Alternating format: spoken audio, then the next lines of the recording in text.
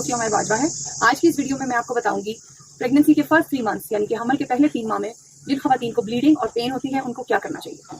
सबसे पहले हम बात करेंगे प्रेगनेंसी के पहले 3 माह में ब्लीडिंग और पेन की वजूहात के बारे में, और उसके बाद मैं आपको बताऊंगी कि जिन खवातीन को ये मसाइल होते हैं उनको क्या करना चाहिए। जिन खवातीन को प्रेगनेंसी के पहले 3 माह में ब्लीडिंग और पेन होती है उसकी वजूहात 5 हो सकती हैं। सबसे पहले नंबर पर आती है प्रेगनेंसी जो कि यूट्रस के अंदर ही हो और ठीक ग्रो कर रही हो, लेकिन उसके बावजूद ब्लीडिंग और पेन हो। इस तरह की कंडीशन को थ्रेटेंड मिसकैरेज कहा जाता है। नंबर 2 पे कंडीशन वो है जिसके अंदर प्रेगनेंसी वीक हो और जाया होने की तरफ जा रही हो। इस केस में प्रेगनेंसी जो है वो मेडिसिन या इंजेक्शन के बावजूद नहीं रहती और इसको मिसकैरेज बोलते हैं। नंबर 3 पे आती है मोलर प्रेगनेंसी।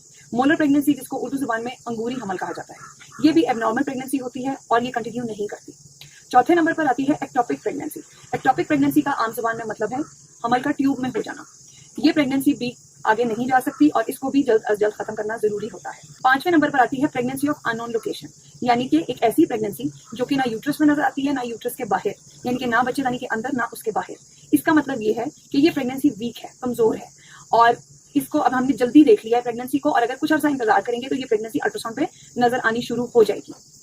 अब मैं आपको बताऊंगी कि अगर आपको हमल के पहले 3 माह में ब्लीडिंग या पेन हो तो आपको क्या करना चाहिए। आपको चाहिए कि आप एक अच्छी गायनेकोलॉजिस्ट को चेक कराएं और गायनेकोलॉजिस्ट आपका इंटरनल चेकअप करेगी जिससे ब्लीडिंग का पता चलेगा। उसके अलावा वो आपका अल्ट्रासाउंड करवाएंगी। अर्ली प्रेगनेंसी में इंटरनल स्कैन करवाया जाता है। बहुत सारी खवातीन को डर होता है कि इंटरनल स्कैन पेनफुल होगा और उससे प्रेगनेंसी जाया हो जाएगी।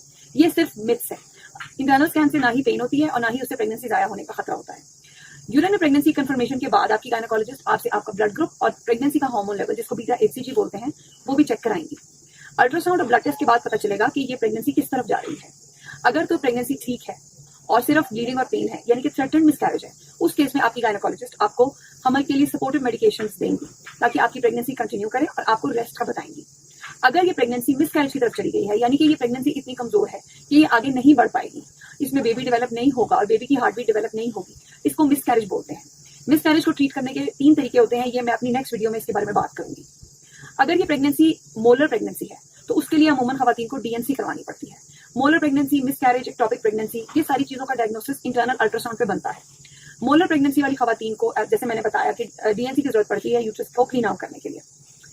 उसके बाद हमने बात की थी एक्टोपिक प्रेगनेंसी के बारे में। जिन खवातीन को एक्टोपिक प्रेगनेंसी है उसको भी ट्रीट करने के 2 तरीके होते हैं, या तो मेडिकली इंजेक्शन के जरिए उसको खत्म किया जाता है या सर्जिकली लैप्रोस्कोपिकली यानी कि कीहोल सर्जरी के जरिए उस प्रेगनेंसी को रिमूव किया जाता है।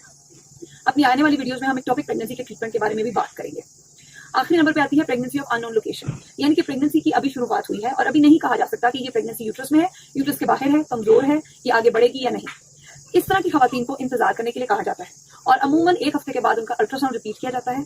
उससे आइडिया हो जाता है कि ये प्रेगनेंसी यूट्रस में ग्रो कर रही है कि नहीं और ये कमजोर है या ठीक प्रेगनेंसी है। ये भी आपकी गायनेकोलॉजिस्ट आपको गाइड करेंगी। अगर आपको मेरी ये वीडियो पसंद आई है तो इसको लाइक करें और इसके बारे में कमेंट करें। मेरे YouTube चैनल को सब्सक्राइब करें। अगर आप चाहते हैं कि मैं किसी स्पेसिफिक टॉपिक पर वीडियो बनाऊं तो वो भी आप कमेंट्स में लिख सकते हैं।